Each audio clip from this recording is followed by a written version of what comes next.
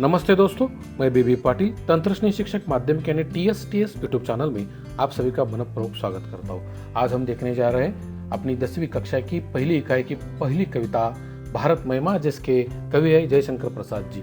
3 video में जानकारी लेंगे। पहले वीडियो में कवि परिचय और प्रकट वाचन क्या है। दूसरे और तीसरे वीडियो में हम इसका सरल अर्थ और विवेचन देखेंगे। इसके प्रस्तुत करता है निशा सालो के अध्यापिका Rajshree Sahu high school, ring road, Phulewadi, Kolhapur. तो फिर शुरू करते हैं हम पहली कविता भारत महिमा। इसका पहला पद। हिमालय के आंगन में उसे किरणों का दे उपहार, उषा ने हंस अभिनंदन किया और पहनाया हीरक हार। इस पद में आए अपरिचित शब्द देखिए। उपहार यानी भेंट, हीरक का हार यानी हीरों का हार। तो देखिए, हिमालय भारत का एक ऊंचा पर्वत है। वह इतना ऊंचा है कि उसे लांघ कर केवल किरण ही भारत में प्रवेश कर सकती है। प्रकृति ने मानो यह भेंट या उपहार इस भारत भूमि को दिया है। यहाँ पर प्रतिदिन उषा आती है और हंसकर भारत देश का अभिनंदन करती है। उषा की किरण जब बर्फ पर पड़ती है तो बर्फ चमकता है। अतः ऐसा प्रतीत होता है मानो प्रकृति हीरों का हार पहनकर आई हो। दूसरा पद हम देखते हैं। जगे हम लगे जगाने विश्व, लोक में फैला फिर आलोक, व्योम तम पुंज हुआ तब नष्ट, अखिल संस्कृति हो उठी अशोक। इस पद में आए अपरिचित शब्द देखिए।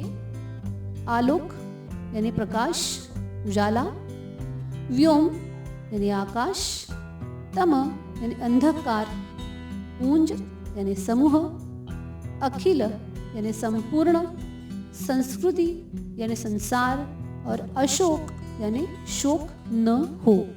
अब देखिए यहाँ पर कवि क्या बता रहे हैं। कवि के मतानुसार यहाँ पर जगना मतलब नींद से उठना नहीं, बल्कि जगना का अर्थ ज्ञान प्राप्त करना है। ज्ञान का सर्वप्रथम उदय हमारे भारत देश में हुआ। अतः हम ज्ञानी हुए और इस ज्ञान द्वारा दूसरों को भी यानी विश्व को हमने जगाया, ज्ञानी किया। इसके कारण अज्ञान का अंधकार दूर होकर ज्ञान का प्रकाश फैला। अज्ञान का अंधकार जो आकाश में फैला हुआ था वह नष्ट हुआ।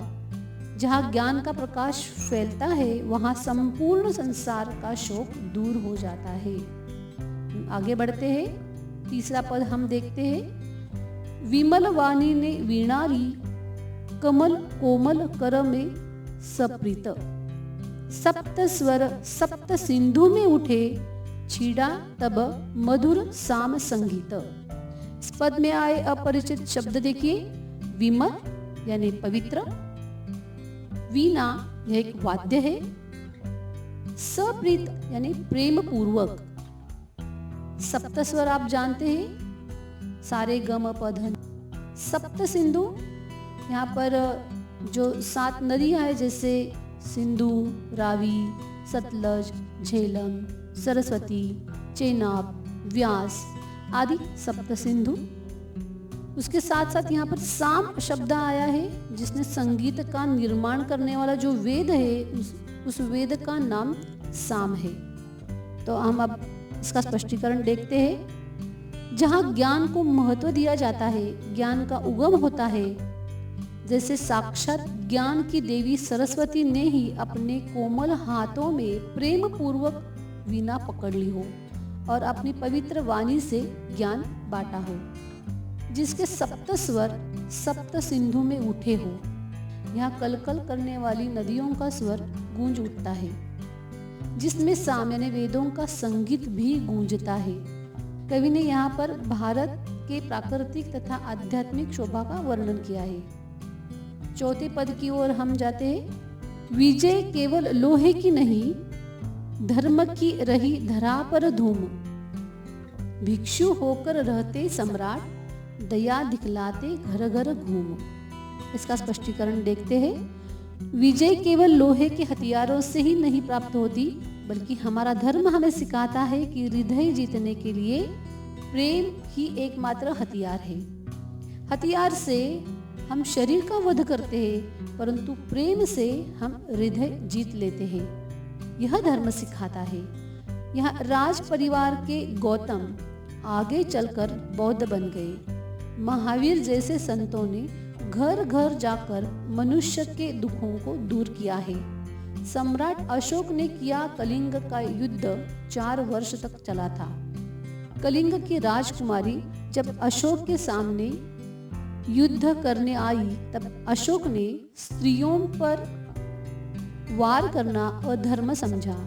यही हमारी धर्म की सीख है। अपना संहार देखकर सम्राट अशोक संत बन गए। उन्होंने बौद्ध धर्म का स्वीकार कर लिया। इतना ही नहीं, अपने पुत्र तथा पुत्री को भी बौद्ध धर्म के प्रचार के लिए देश विदेश भेजा। दुनिया में सम्राट से संत बने मनुष्य का ऐसा उदाहरण कहीं भी देखने को नहीं मिलता होगा। कूटनीति से शत्रु को हराना यहाँ अधर्म समझा जाता है। 5वां पद हम अब देखने जा रहे हैं। गोरी को दिया दया का दान, चीन को मिली धर्म की दृष्टि। मिला था स्वर्ण भूमि को रत्न, शील की सिंहल को भी सृष्टि। यहाँ पर ये कहा गया है, जो गोरी, ये गोरी यानी मोहम्मद गोरी। जब हृदय जीतना जैसा हमारा धर्म माना जाता है, उसी प्रकार क्षमा करना भी हमारा धर्म माना जाता है। मोहम्मद गोरी से जीत प्राप्त करने के बाद भी उसे दंडित नहीं किया गया, अपितु उसे क्षमा कर दी गई।